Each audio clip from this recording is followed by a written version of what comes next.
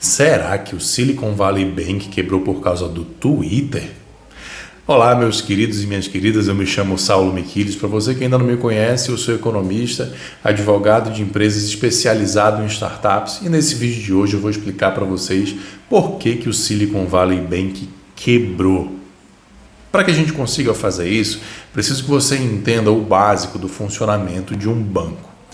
Para que serve um banco? Então, o banco basicamente serve para guardar o seu dinheiro e através do banco você faz investimentos e muitas outras coisas. Mas o basicão é que você recebe um dinheiro, deposita no banco, seu dinheiro fica lá guardado. Acontece que não fica estritamente guardado no banco o seu dinheiro. O que o banco faz com esse dinheiro que recebe dos seus depósitos? Ele empresta para outras pessoas. Ele investe em nome próprio para rentabilizar esse dinheiro em nome próprio. Então veja que existe aqui o que se chama de efeito multiplicador. O banco pega R$100 seus e ele empresta 90 para outra pessoa. E essa pessoa pode inclusive pegar 90 emprestado e depositar no próprio banco. Esse banco desses 90 pega 80 e empresta para outra pessoa. Enfim, aqueles seus 100 foram multiplicados e isso faz com que a economia gire através de créditos e etc.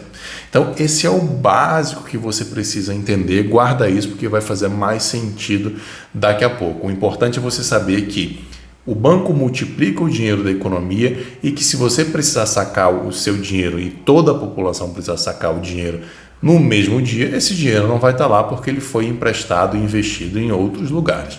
Legal. E quem que era o tal do Silicon Valley Bank?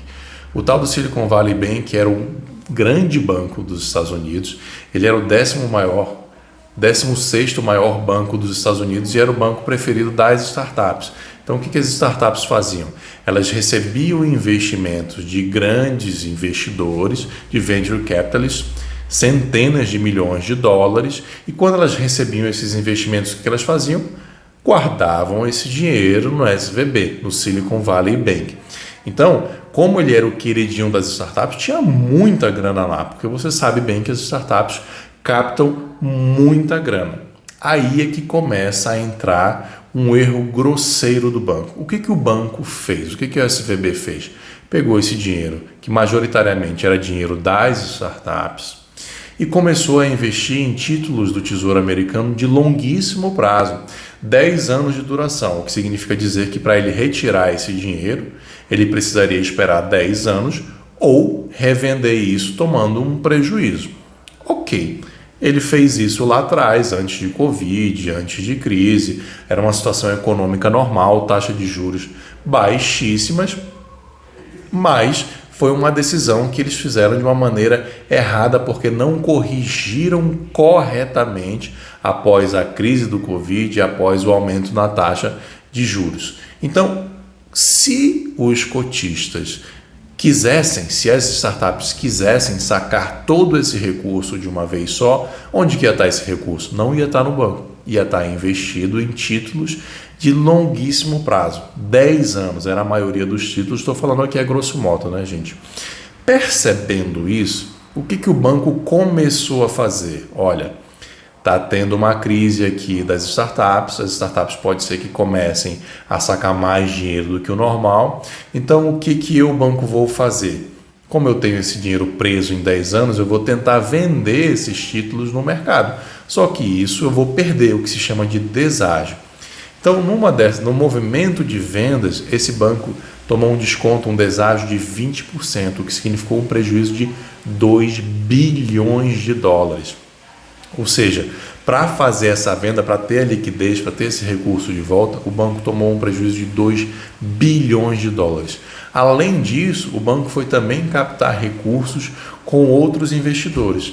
E aí é que entra uma grande questão de erro de gestão de risco e também de comunicação. Alguém percebeu que o banco estava tomando um prejuízo de 2 bilhões de dólares e estava também captando recursos com investidores e pensou, se o banco está disposto a tomar um prejuízo de 2 bilhões de dólares e ainda está pegando dinheiro de investidores, é porque esse banco não está nada bem. Opa, eu tenho meu dinheiro lá no banco, o que eu vou fazer? Eu vou sacar todo esse dinheiro e vou ficar tranquilo. E foi exatamente isso que essa pessoa fez. Então, um erro grosseiro do banco em não corrigir isso de uma melhor maneira e um erro grosseiro das autoridades reguladoras do sistema bancário da Califórnia e dos Estados Unidos em não perceberem que o banco estava nessa situação de baixíssima liquidez. Entenderam mais ou menos o que aconteceu? Legal. E o que isso tem a ver com o Twitter? O que isso tem a ver com o Twitter, gente, é que no mundo de hoje as notícias correm muito rápido. Então, essa pessoa ou essas pessoas que tiveram essa percepção foram ao Silicon Valley Bank, sacaram todo o dinheiro que tinha lá e tuitaram. Falaram assim, olha, está acontecendo isso com SVB, eu acho que tem alguma coisa errada, por via das dúvidas eu saquei meu dinheiro de lá de dentro. Sugiro que todos vocês façam o mesmo. Imagina isso se espalhando no Twitter. E foi exatamente o que aconteceu. Essa notícia se espalhou de uma maneira que aconteceu a maior corrida bancária da história.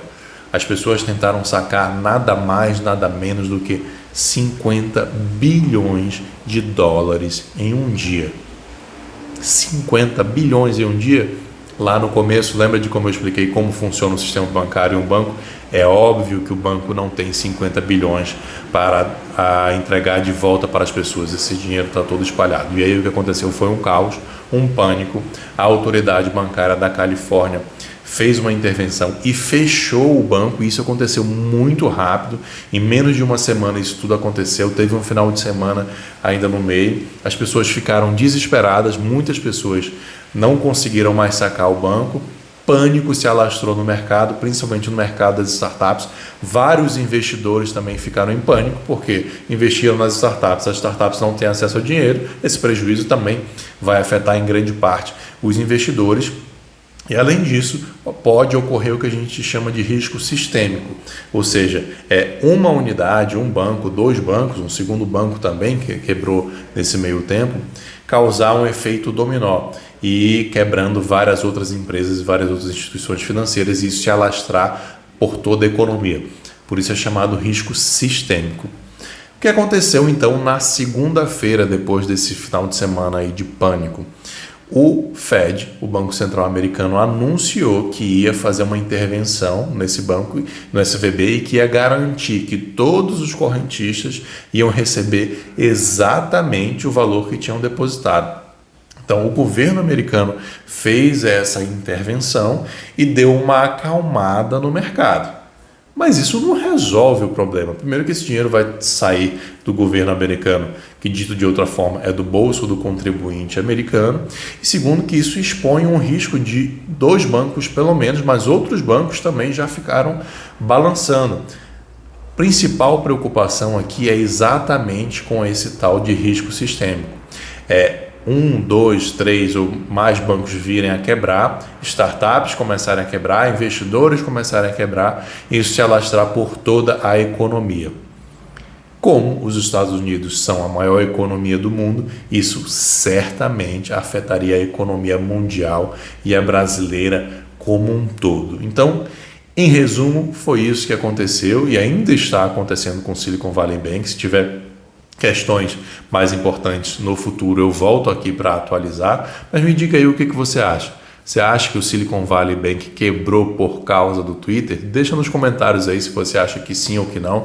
Se você tem alguma outra dúvida, alguma outra pergunta, sugestão, dá o like no vídeo, se inscreve no canal, compartilha essa explicação com várias pessoas para que a gente consiga atingir mais gente com o nosso conhecimento compartilhado aqui no nosso canal. Beleza, gente? Um abraço, até a próxima. Tchau, tchau.